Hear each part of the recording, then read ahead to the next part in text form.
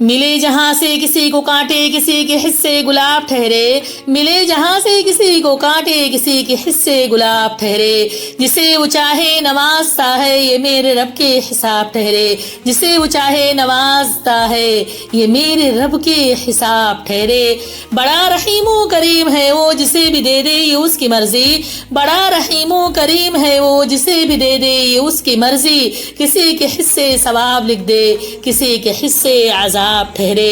یہ اپنی تقدیر سے ملا ہے کسی کو دریا کسی کو صحرا، یہ اپنی تقدیر سے ہی ملا ہے کسی کو دریا کسی کو صحرا، کوئی ترستا ہے بوند بھر کو کسی کے حصے سیلاب ٹھہرے، کسی کے حصے سیلاب ٹھہرے۔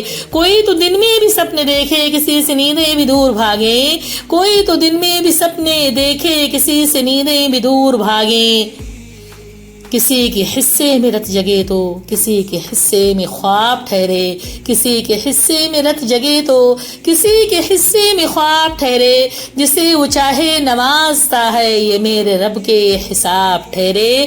ملے جہاں سے کسی کو کانٹے کسی کے حصے گلاب ٹھہرے، ملے جہاں سے کسی کو کانٹے کسی کے حصے گلاب ٹھہرے، جسے وہ چاہے نوازتا ہے جسے وہ چاہے نوازتا ہے یہ میرے رب کے حساب ٹھہرے۔ بڑا رحیم و کریم ہے وہ جسے بھی دے دے یہ اس کی مرضی، جسے بھی دے دے یہ اس کی مرضی، جسے وہ چاہے نوازتا ہے یہ میرے رب کے حساب ٹھہرے۔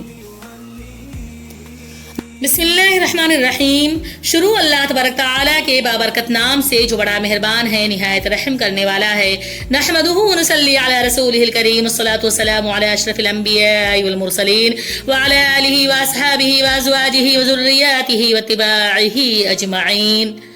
محترم ناظرین، السلام علیکم ورحمۃ اللہ وبرکاتہ۔ محترم ناظرین، کیا آپ جانتے ہیں کہ حضرت سلیمان علیہ السلام کو اللہ نے جو اڑنے والے گھوڑے عطا فرمائے تھے وہ اس وقت کہاں ہیں؟ آج کی اس ویڈیو میں ہم آپ کو بتائیں گے اڑنے والے گھوڑوں کے بارے میں جو سلیمان علیہ السلام کی ملکیت میں تھے۔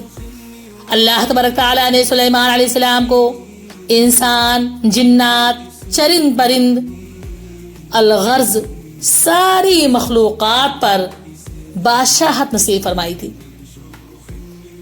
تاریخ شاہد ہے کہ اللہ نے حضرت سلیمان علیہ السلام کو بہت سے معجزے عطا فرمائے تھے۔ آپ علیہ السلام کا تخت ہوا میں اڑتا تھا، آپ چرند پرند کی بولیاں سمجھتے تھے۔ حضرت سلیمان علیہ السلام کی سب سے بڑی خصوصیت تھی کہ وہ تمام ذی روح کی زبان سمجھتے تھے۔ ان کا تخت ہوا میں اڑتا تھا اور سلیمان علیہ السلام کو اللہ تبارک تعالیٰ نے ایک بہت بڑی بادشاہت نصیب فرمائی تھی۔ آپ کے پاس اڑنے والے گھوڑے بھی تھے۔ دنیا کی تمام مخلوقات آپ علیہ السلام کی خدمت میں حاضر ہوتی تھی۔ آپ کی حکومت بڑی خوبصورت تھی، آپ کا رعب و دبدبا دنیا کی ہر مخلوق پر قائم تھا۔ یونان کے لوگ سلیمان علیہ السلام کے گھوڑوں کو ٹیکسس کے نام سے یاد کرتے ہیں۔ ان کا ماننا یہ ہے کہ گھوڑے یونان کے ہوا کرتے تھے۔ روس کے ماہرین ایکسپرٹ کے مطابق یہ گھوڑے وہی شخص اڑا سکتا ہے جو نیک دل ہو، رحم دل ہو اور ایک اچھی شخصیت کا مالک ہو۔ محترم ناظرین، تاریخ شاہد ہے کہ یہ گھوڑا نہایت خوبصورت، ذہین ترین اور طاقتور تھا۔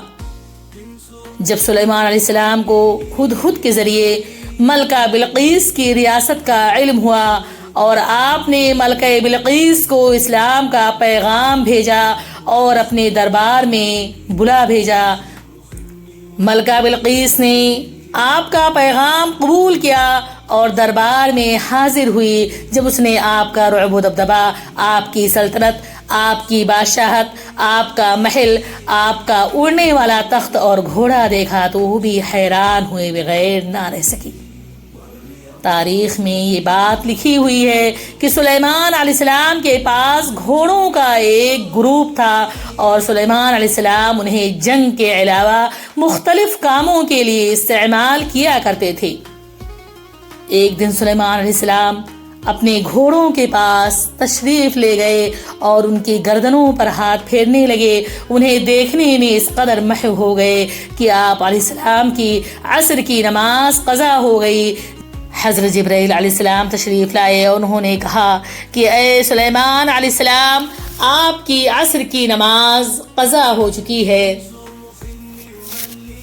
حضرت سلیمان علیہ السلام اسی وقت اللہ کی جانب متوجہ ہوئے، اللہ کی خوب عبادت کی، رو رو کر دعا کی کہ اے اللہ، جس چیز کی وجہ سے میری نماز قضا ہو گئی، اے اللہ مجھے وہ چیز نہیں چاہیے۔ اے اللہ، آپ میرے مالک ہیں، اے اللہ آپ میرے خالق ہیں، اے اللہ مجھے نہیں چاہیے دنیا کی کوئی بھی چیز جس سے میں آپ کی یاد سے غافل ہو جاؤں۔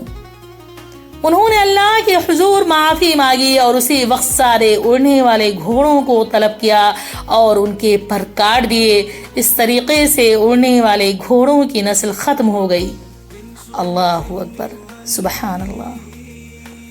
محترم ناظرین، میں نے آپ کے سامنے جو واقعہ شیئر کیا، میں نے آپ سے جو باتیں بتائیں، اگر آپ کو میری ویڈیو پسند آتی ہے تو آپ کومنٹ کر کے مجھے ضرور بتائیں۔ اللہ حافظ۔